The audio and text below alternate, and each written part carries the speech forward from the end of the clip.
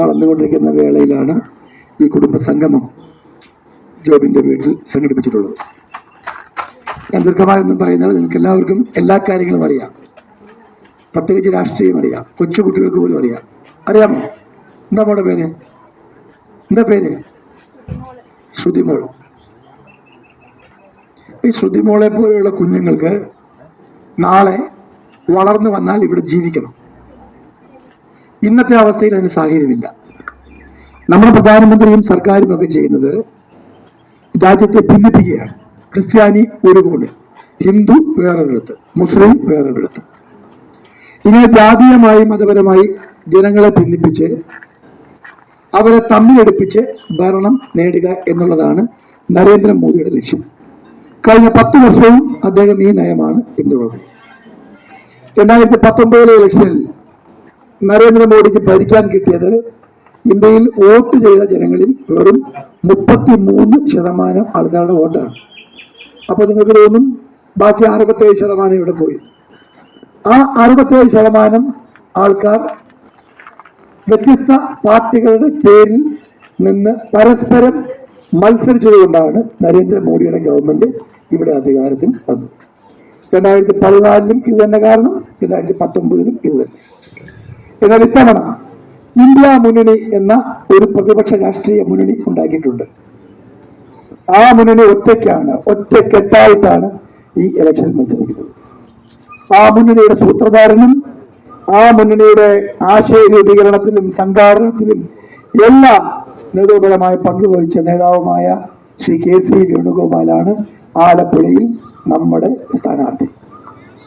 KC Venugopal ദേശീയ നേതാവാണ്. രാഹുൽ ഗാന്ധി വയനാട്ടിൽ മത്സരിക്കുന്ന പോലെ, മോഡി വാരണാസിയിൽ മത്സരിക്കുന്ന പോലെയാണ് KC വേണുഗോപാൽ ഇവിടെ മത്സരിക്കുന്നത്.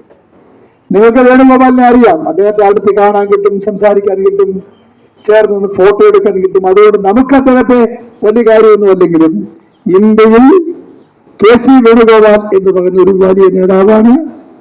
നമ്മുടെ നേതാവ് ശ്രീ രാഹുൽ ഗാന്ധി ഇന്ത്യയിൽ പ്രധാനമന്ത്രിയായി ഒരു സർക്കാർ ഉണ്ടാകുമ്പോൾ ആ സർക്കാരിലെ 2ാം സ്ഥാനക്കാരനായി മാറാൻ ആലപ്പുഴക്കാരനായ വേണുഗോപാൽ ഡൽഹിയിൽ ഉണ്ടാകണം. അതിനാണ് ഈ ഇലക്ഷൻ. അതുകൊണ്ട് ചെറിയ വോട്ടൊന്നും പോരാ. എല്ലാവരും ശക്തമായി രംഗത്തിറങ്ങി, കൊച്ചുകുട്ടികളടക്കം എല്ലാവരും രംഗത്തിറങ്ങി ഈ തെരഞ്ഞെടുപ്പിൽ നമ്മുടെ രാജ്യത്തെ രക്ഷിക്കാൻ വേണ്ടിയാണ്. ഈ ഇലക്ഷൻ കഴിഞ്ഞാൽ ഇനി ഇലക്ഷൻ ഒരുപക്ഷെ ഇവിടെ ഉണ്ടാകില്ല 2029. കാരണം BJP ജയിച്ചാൽ അവർ നമ്മുടെ ഭരണഘടനയെ അട്ടിമറിക്കും. നമ്മുടെ ഭരണഘടന ഉറപ്പു കൊടുക്കുന്ന മതേതരത്വം, ജനാധിപത്യം, മൂല്യങ്ങളെല്ലാം ഇല്ലാതാകും. നമ്മുടെ രാജ്യത്തെ ചെറുപ്പക്കാർക്ക് ഇവിടെ ജീവിക്കാൻ കഴിയാതെ വരും. സർക്കാർ ജോലിക്ക് അപേക്ഷിക്കുന്നവരോട് അവന്റെ ജാതി ചോദിക്കും, മതം ചോദിക്കും, പാർട്ടി ചോദിക്കും. ആ അവസ്ഥ ഉണ്ടാകാൻ പാടില്ല. അതുണ്ടാകാതിരിക്കണമെങ്കിൽ കോൺഗ്രസ് വീണ്ടും അധികാരത്തിൽ വന്നേ മതിയാവുകയുള്ളൂ. ഇതുവരെ കമ്മ്യൂണിസ്റ്റ് പാർട്ടികളാണ് ഇന്ത്യയിൽ കോൺഗ്രസിനെതിരെ ഏറ്റവും ശക്തമായ നിലപാടെടുത്തവർ. ഇത്തവണയും അവരുടെ സ്വഭാവം ഒരു മാറ്റവും വന്നിട്ടില്ല. ഇത്തവണയും അവരുടെ ശത്രു മോഡിയല്ല, രാഹുലാണ്.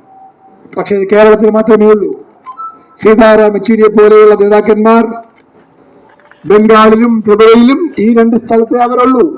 അവിടെയെല്ലാം രാഹുൽ ഗാന്ധിയുടെ പടം വെച്ച് പോസ്റ്റ് അടിക്കുകയും രാഹുൽ ഗാന്ധിക്ക് സിന്ദാബാദ് വിളിക്കുകയും ചെയ്തുകൊണ്ടാണ് അവിടെ എല്ലാം വോട്ട് പിടിക്കുന്നത്. എന്നാൽ കേരളത്തിൽ മാത്രം അവരുടെ ഭരണം നിലനിർത്താൻ പിണറായി വിജയൻ അകപ്പെട്ട അഴിമതികളിൽ അദ്ദേഹത്തിന് രക്ഷ നേടാൻ കേരളത്തിലെ മുഖ്യമന്ത്രി പിണറായി കേരളത്തിൽ കോൺഗ്രസിനെ തോൽപ്പിക്കുക എന്നുള്ള ഒറ്റ അജണ്ടയിലാണ് ഈ ഇലക്ഷൻ നേരിടുന്നത്. അദ്ദേഹത്തിന്റെ പാർട്ടി ബംഗാളിൽ ഇവിടുത്തെ MV ഗോവിന്ദനെ പോലെയുള്ള അവിടെയുള്ള ആളുടെ പേര് മുഹമ്മദ് സലീം എന്നാണ്. CPM സംസ്ഥാന സെക്രട്ടറി.